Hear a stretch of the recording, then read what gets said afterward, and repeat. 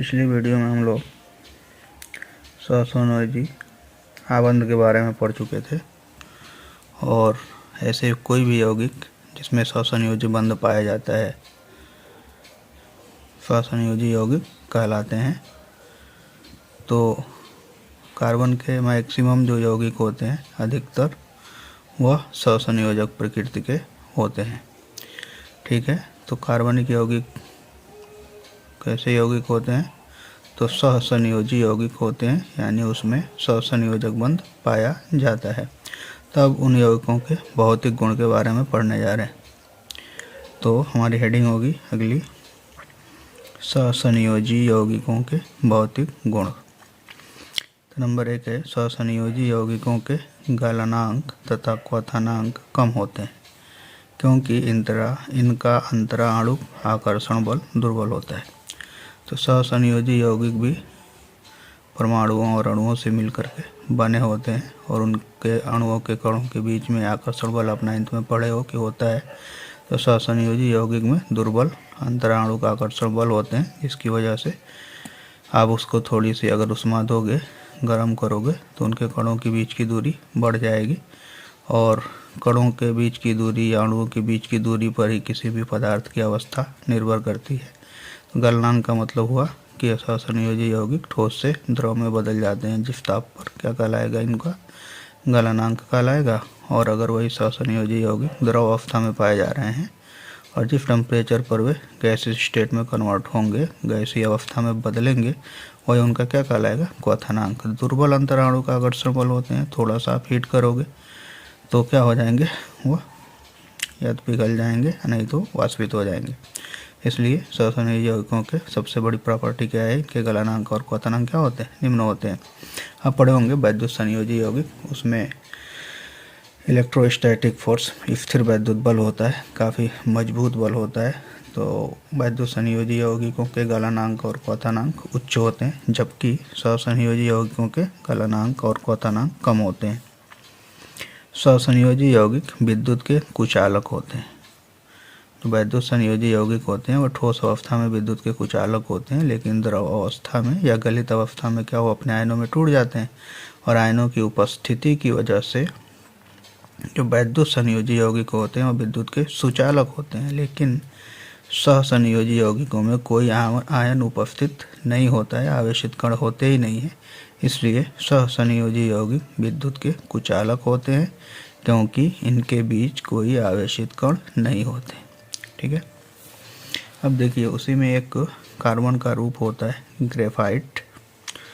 पाई इलेक्ट्रॉनों की उपस्थिति के कारण ग्रेफाइट विद्युत का सुचालक होता है। जैसे ये कार्बन है, मान लीजिए एक कार्बन और एक है दूसरा कार्बन, दोनों कार्बन अगर मिलकर एक एक इलेक्ट्रॉन की साझेदारी करते हैं तो सिंगल बॉन्ड बनाते हैं। तो दो परमाणुओं के बीच में जो सिंगल बॉन्ड, पहला बंध, एकल बंध जो बनता है, इस बंध को हम कहते हैं सिग्मा बंध। तो एक बंध बनाने में दो इलेक्ट्रॉन भाग लेते हैं, इसलिए इन दोनों इलेक्ट्रॉनों को अगर हम जनरल बनाए तो ये एक एक इलेक्ट्रॉन की साझेदारी हुई है ऐसे करके, तो इन दोनों इलेक्ट्रॉनों को हम क्या कहेंगे? Sigma electron. लेकिन अगर एक बॉन्ड और बन जाए कार्बन कार्बन के बीच में, तो एक ही बॉन्ड सिग्मा बॉन्ड होता है। इसके बाद जितने भी बॉन्ड बनेंगे सब बॉन्ड पाई बंध कहलाते हैं। क्या कहलाते हैं? पाई बंध। अब पाई बंध बनाने में जो इलेक्ट्रॉन भाग लेते हैं उसी इलेक्ट्रॉन को हम क्या कहते हैं? Pi electron. इसलिए पाई इलेक्ट्रॉनों की उपस्थिति के कारण ग्रेफाइट क्या होता है? विद्युत का सुचालक होता है। यह कार्बन का एक रूप होता है, अपर रूप। अगली हेडिंग है, इंपॉर्टेंट भी है, कार्बन के अपर रूप। पूछा जाता है कार्बन के कितने अपर रूप होते हैं? तो वे पदार्थ जिनके भौतिक गुण अलग अलग परंतु रासायनिक गुण समान होते हैं अपर रूप कहलाते हैं। एक ही कोई एलिमेंट है या कोई भी पदार्थ है और उसका विभिन्न रूप होता है तो उसी को हम क्या कहते हैं? अपर रूप। अपर रूप की परिभाषा अगर पूछा जाए तो क्या लिखेंगे? वे पदार्थ जिनके भौतिक गुण अलग अलग परंतु रासायनिक गुण समान होते हैं अपर रूप कहलाते हैं। कार्बन के 3 अपर रूपों की संरचना निम्न प्रकार है। कार्बन के 3 अपर रूप होते हैं। तो एक हमारा ये है हीरा, इंग्लिश में डायमंड भी बोला जाता है। हीरे को इंग्लिश में क्या बोलते हैं? डायमंड। और ये क्या है, ग्रेफाइट।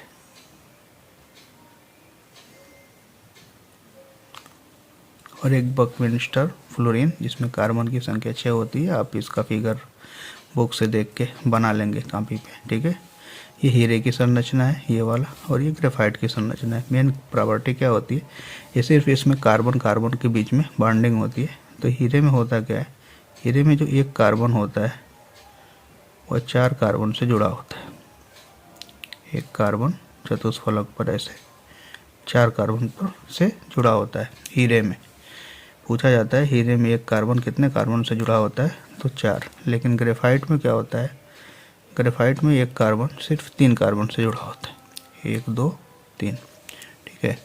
अब ये 3 कार्बन से जुड़ा हुआ है और कार्बन की बैलेंसी कितनी होती है, 4। तो अपनी बैलेंसी को पूरा करने के लिए कार्बन किन्हीं 2 कार्बनों के बीच में एक पाई बॉन्ड बनता है, ठीक है। यही जो पाई बॉन्ड बन रहा है, यही जो इलेक्ट्रॉन होते हैं पाई इलेक्ट्रॉन, इन्हीं की वजह से ग्रेफाइट विद्युत का सुचालक होता है, ठीक है। कहने का मतलब ये स्ट्रक्चर कैसे भी हो सकता है। ये कार्बन है, अगर इसको ऐसे बना दें ऐसे, तो कोई ज़रूरी नहीं है कि डबल बॉन्ड यहाँ भी होगा, ये यहाँ भी आ सकता है, ठीक है। या इसको अगर हम ऐसे बना दें एक बार और, ये डबल बॉन्ड यहाँ भी आ सकता है। तो इसका मतलब क्या देख रहे हो आप, ये इलेक्ट्रॉन जो है पाई इलेक्ट्रॉन, ये अपना स्थान बदल रहे हैं। तो स्थान बदलना समय के साथ स्थिति में परिवर्तन को ही गति कहते हैं। गति का मतलब चलना होता है। तो इलेक्ट्रॉन क्या हो रहे हैं, चल रहे हैं। इलेक्ट्रॉन क्या इलेक्ट्रॉन क्या है, ऋण आवेश है। तो पढ़े हो ना कि आवेश प्रवाह की दर को विद्युत धारा कहते हैं। इसका मतलब इलेक्ट्रॉन चल रहा है। तो इस पाई इलेक्ट्रॉन के इधर उधर गति की वजह से ग्रेफाइट क्या होता है, विद्युत का सुचालक होता है, ठीक है। ग्रेफाइट जो होता है काफ़ी मुलायम होता है। हीरा जो होता है सबसे कठोर पदार्थ है,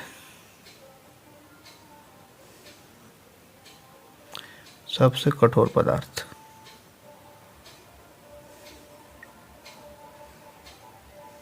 हीरा। ग्रेफाइट कैसा होता है, मुलायम होता है, सॉफ्ट होता है, सॉफ्ट, ठीक है। तो ग्रेफाइट के बारे में ये विद्युत का, हीरा जो होता है विद्युत का कुचालक होता है। ग्रेफाइट पाई इलेक्ट्रॉनों की वजह से विद्युत का सुचालक होता है। ये याद रखेंगे, एक थोड़ी थोड़ी छोटी मोटी प्रॉपर्टी है। स्ट्रक्चर तो बना लेंगे। अगर यहाँ से नहीं समझ में आ रहा होगा आपको, तो आपके एनसीईआरटी के बुक में दिया हुआ है, तो तीनों फिगर आप बना लेंगे। हीरे की संरचना है, ये ग्रेफाइट की संरचना है, और ये बकमिंस्टर फ्लोरीन की संरचना।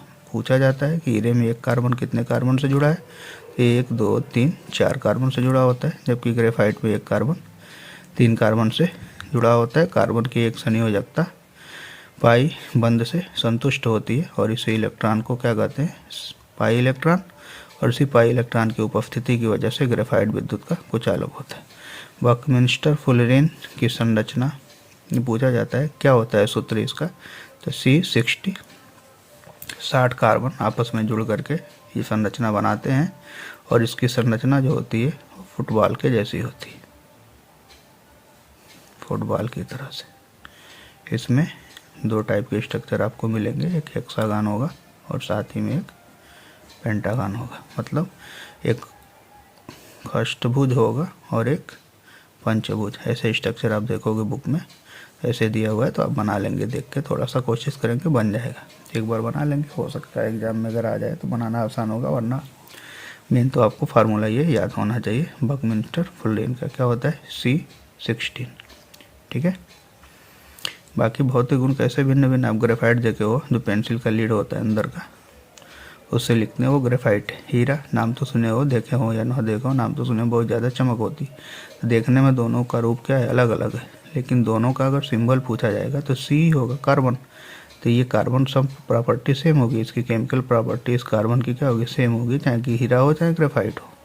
कहने का क्या मतलब है कि ऐसे पदार्थ जिनके रासायनिक गुण समान होते हैं और भौतिक गुण अलग अलग होते हैं, क्या कहलाते हैं, अपर रूप, ठीक है। क्लियर हो गया।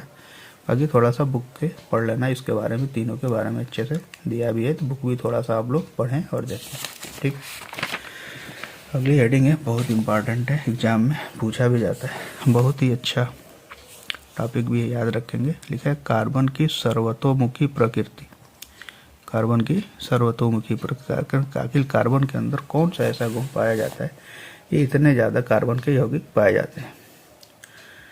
तो वही लिखा है, देखो क्या लिखा है, प्रकृति में पाए जाने वाले कार्बनिक यौगिकों की संख्या बहुत अधिक है, क्योंकि कार्बन में निम्नलिखित अद्वितीय गुण पाया जाता है। मतलब ये जो गुण दोनों हम पढ़ने जा रहे हैं, 2 गुण पाया जाता है कार्बन के अंदर, ये अद्वितीय सिर्फ कार्बन में ही पाया जाता है, जिसकी वजह से कार्बन के यौगिकों की संख्या बहुत अधिक है। कार्बनिक यौगिकों की संख्या 20 लाख से अधिक है, अकेले सिर्फ कार्बन के कंपाउंड हैं।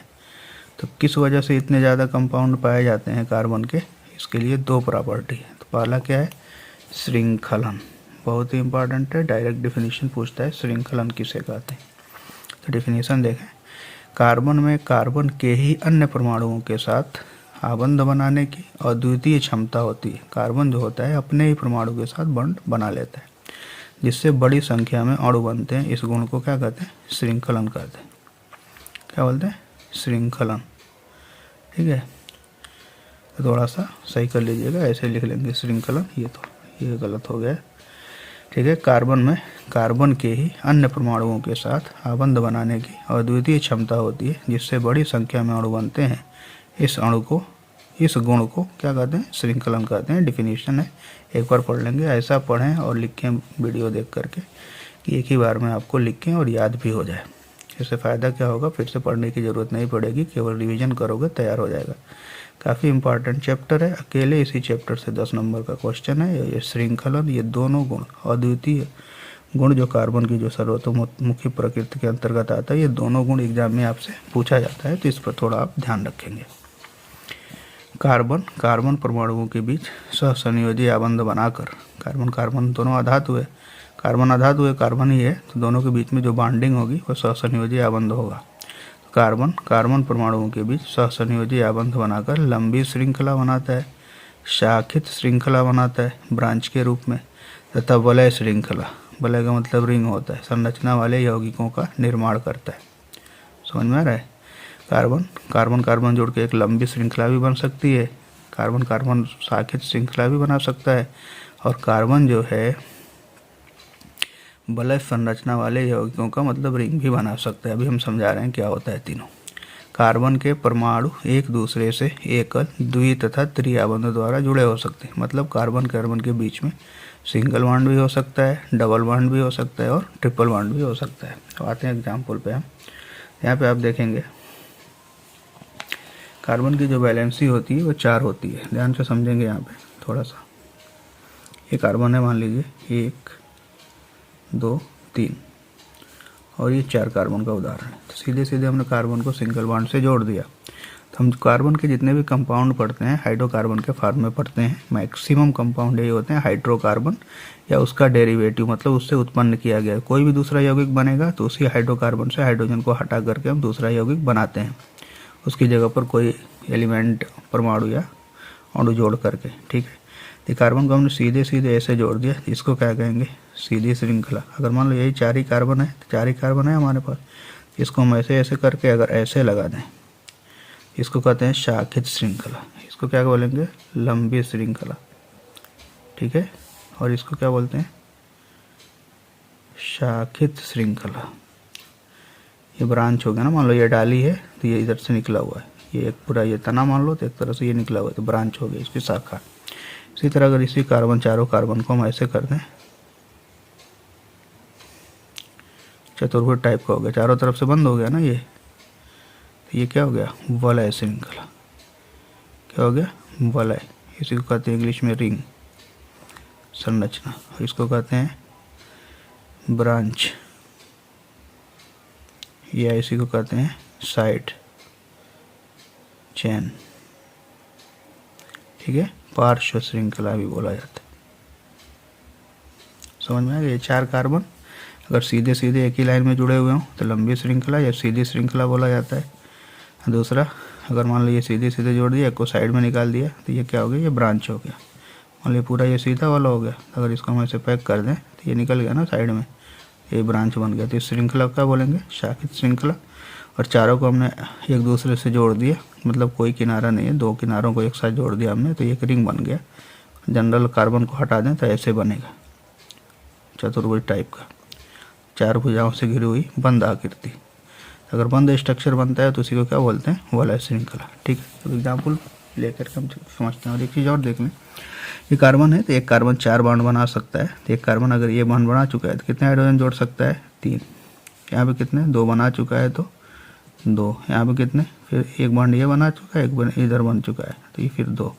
सिर्फ एक बॉन्ड बनाया है तो कितना, 3। ठीक है, इसी तरह यहाँ देखो एक बॉन्ड बनाया है तो 3 जोड़ सकते हो। ये कार्बन 1 2 3 बना चुका है तो एक हाइड्रोजन जोड़ सकते हो।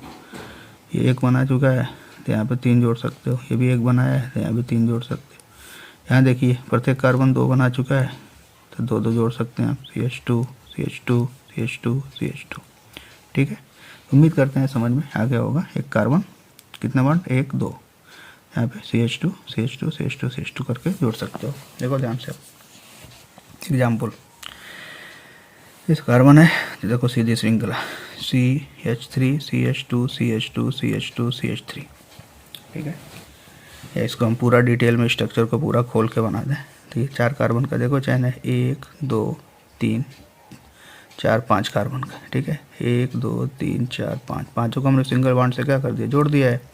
अब जोड़ने के बाद प्रत्येक कार्बन के साथ कितनी वैलेंसी बननी चाहिए, 4। ये कार्बन है, 1 2 3 4 बॉन्ड हो गया। फिर 1 2 3 4, इसके साथ भी 1 2 3 4, इसके साथ 1 2 3 4, इसके साथ 1 2 3 4, और जितना बचा हुआ जो भी वैलेंसी सबके साथ क्या लगा दिया हमने, हाइड्रोजन। तो क्या बन गया, CH3 CH2 CH2 CH2 CH3 CH3 CH2 CH2 CH2 CH3। ठीक है, तो जब सीधी चेन होती है ना, जब सीधी चेन होती है तो उसको बोलते हैं नॉर्मल चेन। क्या बोला जाता है, नॉर्मल। डिनोट करते हैं N से, N फॉर, N का मतलब क्या है, नॉर्मल। तो नाम क्या हो जाएगा, नॉर्मल पेंटेन। लंबी श्रृंखला है, सीधा सीधा क्या कहलाएगा, नॉर्मल पेंटेन।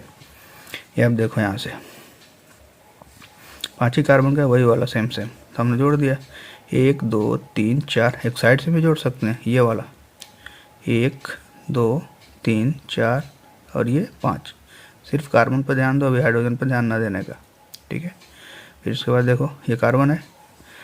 अब एक कार्बन कितने बॉन्ड बना सकता है, 4। तो हाइड्रोजन को ध्यान मत दो, केवल हम बॉन्ड खींच रहे हैं। तो 1 2 3 4, फिर ये तो पहले से बना हुआ है। फिर यहाँ पे 2 बन चुका है तो 1 2, यहाँ कितना 1 2 3 बन चुका है तो सिर्फ 1, यहाँ 1। जनरल हम समझा ही देते हैं क्लियर लिख करके एक बार, इसी से आप समझ लीजिए। ये कार्बन है, 1 2 3 4 5, 5 कार्बन का सीधा सीधा बन गया ये मान लो। अब क्या करो, एक बना, देखिए 1 2 3 हो गया। फिर यहाँ देखो 2 हो चुका है तो सिर्फ 2 हो गया, कितने 4 4, इसका भी कितना हो गया 4, इसका कितना हो गया 4। तो प्रत्येक कार्बन से क्या करो, 4 4 बॉन्ड आपने बना दिया। सब बॉन्ड के साथ क्या लगा दो, हाइड्रोजन।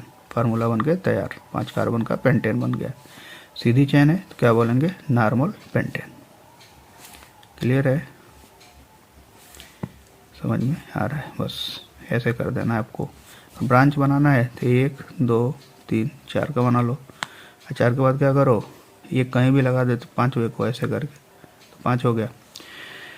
तब यहाँ पे देखो, अब इसको भी अगर हम ऐसे बनाए तो 1 बन चुका है तो 1 2 3, ये भी बन चुका है 2 तो 1 2, ये 3 बन चुका है तो सिर्फ 1, यहाँ 1 बन चुका है तो ये 3। ठीक है, सबके साथ क्या लगा दो, हाइड्रोजन लगा दो। ठीक है, H H H H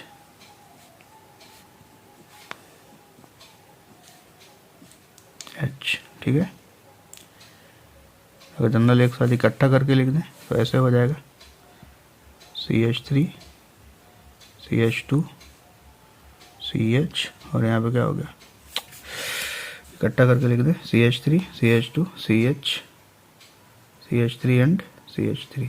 अब इसको पहचान लेना, अगर कहीं भी किनारे ये ग्रुप दिखाई देगा किसी भी चेन के अंदर, किनारे पर CH लगाओ और CH3 2 लगे हुए हैं उससे, इस समूह को हम कहते हैं आइसो समूह।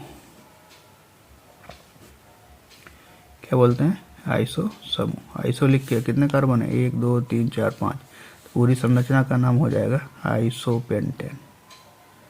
आइसो, और 5 कार्बन है तो पेंटेन। ठीक है। इसी तरह अगर मान लो हम इसको वैसे एक और 2 ब्रांच बना दें, 1 2 3, एक यहाँ 4 और एक यहाँ 5। ठीक है। अब हाइड्रोजन पूरा करो, 1 2 3, ये 4 इसका कंप्लीट हो चुका है, 1 2 3, 1 2 और ये क्या हो गया 3। फिर इसी तरह यहाँ भी 1 2 3, यहाँ भी 1 2 3, यहाँ 1 2 और 3। ठीक है। तो ये हमारा बन गया एक और स्ट्रक्चर। अब इसको कंडेंस फॉर्म में अगर लिख दें, यहाँ पे समझा दे रहे हैं आपको। कंडेंस फॉर्म में अगर इसको लिख दें, इसको तो क्या लिख देंगे, CH3 C, इधर भी CH3, इधर भी CH3, नीचे भी CH3। तभी इसको पहचान लेना।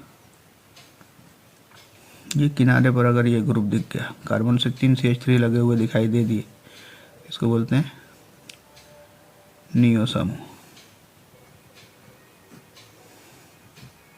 क्या बोलते हैं, नियो समूह। कितने कार्बन है, 5। तो नाम क्या हो जाएगा, ये छोटी ही रहेगा, सही कर लेना, नियो पेंटेन। क्लियर। ऐसा ग्रुप होगा तो इसको क्या बोलेगा, नियो, और ऐसा समूह होगा तो इसको क्या बोलेंगे, आइसो।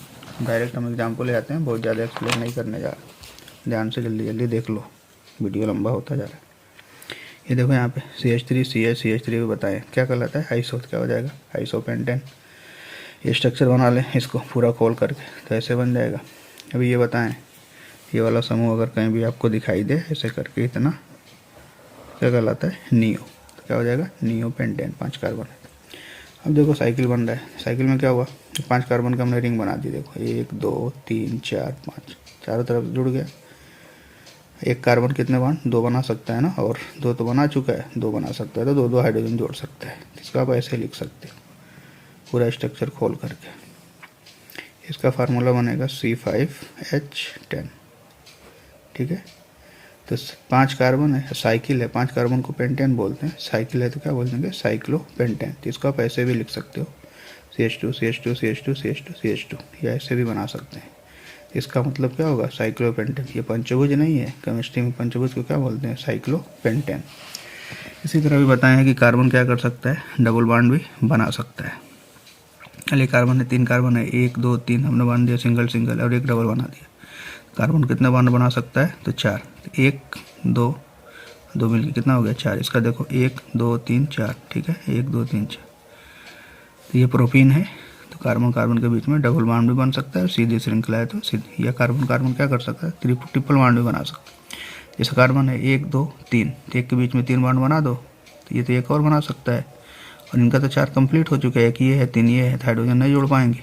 और इनका कार्बन का 1 2 3 4, तो 3 बॉन्ड होगा तो क्या कहलाएगा, प्रोपाइन। ठीक है। इसी तरह ये देखो 3 कार्बन है, 1 2 3, साइकिल बना हुआ है, क्या नाम होगा, साइक्लोप्रोपेन। 4 कार्बन है, 1 2 3 4, तो क्या हो जाएगा, साइक्लोब्यूटेन। इसमें कितने कार्बन, 1 2 3 4 5, तो क्या होगा, साइक्लोपेंटेन। ये 6 कार्बन है, 1 2, जितने कार्बन उतने कार्बन, 1 2 3 4 5 6, नाम क्या होगा, साइक्लोहेक्सेन। इसका नाम 1 2 3 4 5 6 7, साइक्लोहेप्टेन। 1 2 3 4 5 6 7 8, क्या होगा, साइक्लोऑक्टेन।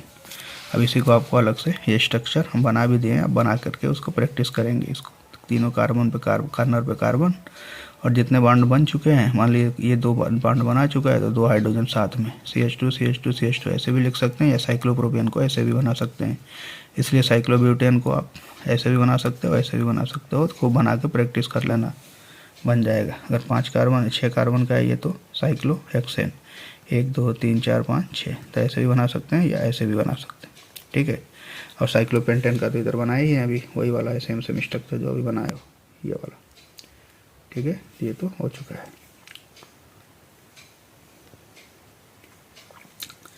इसके बाद एक और इधर आ जाते हैं, ये 8 कार्बन वाला है, तो साइक्लो ऑक्टेन। ये वाला क्या नाम होगा, साइक्लो हेप्टेन है, 7 कार्बन है लग रहा है, 1 2 3 4 5 6 7, क्या होगा, साइक्लो हेप्टेन। बनाएंगे सबको। और उसके बाद साइक्लो 1 2 3 4 5 6 7 8 है, 8 कार्बन का साइकिल है, कितना हो जाएगा, क्या नाम हो जाएगा, साइक्लोऑक्टेन। तो ये इतना आप बना लेंगे। और बनाने के बाद दूसरी जो प्रॉपर्टी है, दूसरी सेकंड वाली, पूछा जाता है कार्बन के 2 सर्वतोमुखी गुण। पहला कैटिनेशन, तो कैटिनेशन का मतलब श्रृंखलन, श्रृंखलन के मतलब की टर्म में हमने सबका स्ट्रक्चर बनाना सीख लिया है, थोड़ा सा प्रैक्टिस करोगे बन जाएगा, ध्यान से बनाना। और चतुर संयोजकता मतलब कार्बन की वैलेंसी कितनी होती है, 4, कार्बन की संयोजकता 4 होती है, अतः इसमें कार्बन के 4 अन्य परमाणु अथवा कुछ अन्य एक संयोजक तत्वों के परमाणुओं के साथ आबंध बनाने की क्षमता होती है। Oxygen, hydrogen, nitrogen, sulphur, chlorine तथा अनेक अन्य तत्वों के साथ कार्बन के यौगिक बनते हैं। कहने का मतलब कार्बन की वैलेंसी 4 होती है, तो 4 होती है इसलिए मतलब कम से कम अपने साथ अगर सिंगल बॉन्ड बनाएगा तो 4 एलिमेंट को जोड़ सकता है। तो 2 प्रॉपर्टी कार्बन की सबसे इम्पॉर्टेंट, जिसकी वजह से असंख्य यौगिक, बहुत ज़्यादा संख्या में यौगिक पाए जाते हैं कार्बन के। पहला क्या है, श्रृंखलन, दूसरा क्या है, कार्बन की चतुर संयोजकता। ठीक है, उम्मीद करते हैं इतना आप लोगों को अच्छे से नोट्स बना लेंगे, ध्यान से देख करके पढ़ के वीडियो को रोक करके नोट्स भी बना लेंगे। और नोट्स बनाने के बाद बताया कि पूरा कंप्लीट कर लीजिएगा और अच्छे से 1 बार 2 बार 3 बार प्रैक्टिस करके बनाएंगे। भले ही वीडियो 25 से 26-27 मिनट का है, लेकिन आप इसको पढ़ोगे तो कम से कम 1.5 घंटा लगेगा। तो पूरा टाइम दें, अच्छे से ध्यान से समझ के इसके स्ट्रक्चर को बनाना सीखें। ऑर्गेनिक है, आगे भी केमिस्ट्री पढ़ोगे, काफ़ी काम आने वाली। थैंक यू, धन्यवाद।